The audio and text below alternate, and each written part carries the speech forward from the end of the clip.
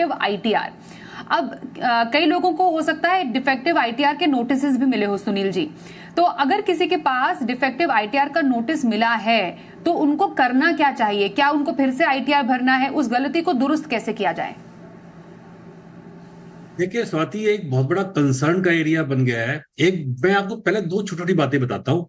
पहली बात तो जैसे आपने कहा कि 7.5 करोड़ रिटर्न फाइल हुई है, चाहे आपका रिफंड है या आपका रिफंड नहीं है, डिपार्टमेंट हर रिटर्न को प्रोसेस करता है। हर रिटर्न को प्रोसेस करके एक आपको इंटीमेशन देता है, जिसको कहते हैं 143(1) की इंटीमेशन।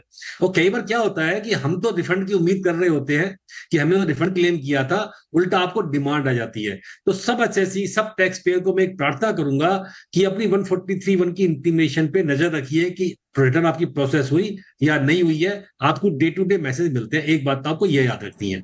और जहां तक 6% सालाना ब्याज की बात है, उसमें एक अच्छी बात यह होती है कि अगर आपने रिटर्न 31 जुलाई से पहले भर दिया, यानी ड्यू डेट से भर दी है, और अब अभी तक भी आपको रिफंड नहीं आया है, तो आप घबराइए मत। आपको जो ब्याज मिलेगा वो 1 अप्रैल से मिलेगा, यानी पिछले 4 महीने का ब्याज भी आपको मिलेगा, और 31 जुलाई की बात तो आपको मिलेगा ही मिलेगा। ये बात, दो बातें आपको याद रखनी है। जहां तक डिफेक्टिव रिटर्न का सवाल है, ये बहुत बड़ा कंसर्न है। जैसे मैंने बताया था, आर्टिफिशियल इंटेलिजेंस है, एआईएस से इंफॉर्मेशन कलेक्ट होती है, 26एएस से आपका टैक्स कलेक्ट होता है।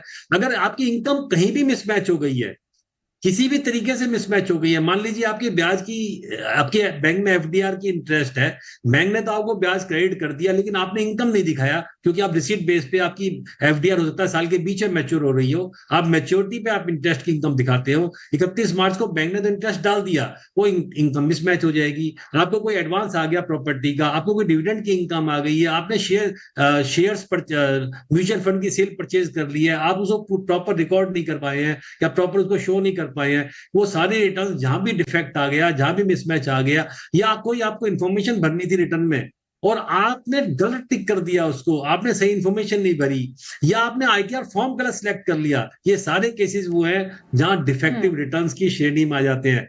और अगर आपकी रिटर्न डिफेक्टिव हो गई है तो वो प्रोसेस भी नहीं होगी और रिटर्न मानी ही नहीं जाएगी, यानी कोई बेनिफिट आपको नहीं मिलने वाला है। इसलिए आप अपने पोर्टल पे जाइए और देखिए डिफेक्ट क्या है। आपको रिटर्न रिवाइज नहीं करनी है उसको, ना ही आपको फ्रेश रिटर्न भरनी है उस केस में। ये लोग गलती कर देते हैं, वो नई रिटर्न भर देते हैं। नई रिटर्न नहीं भर सकते आप, आपको डिफेक्ट को दूर करना है।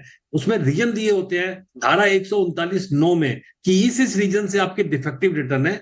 15 दिन का टाइम आपको मिलता है, आप उस डिफेक्ट को दूर कर दीजिए। जैसे आप डिफेक्ट दूर करेंगे, वहां से मैसेज आएगा आपके पास में कि नाउ रिटर्न इज ओके, और वो प्रोसेस होके आपको इंटीमेशन आएगी, आपका रिफंड है तो रिफंड आएगा। अगर कोई डिमांड निकल जाती है 43(1) में, तो फिर आपके लिए कंसर्न है, चिंता का विषय है। फिर देखिए कि मेरी डिमांड क्यों आई है, उसका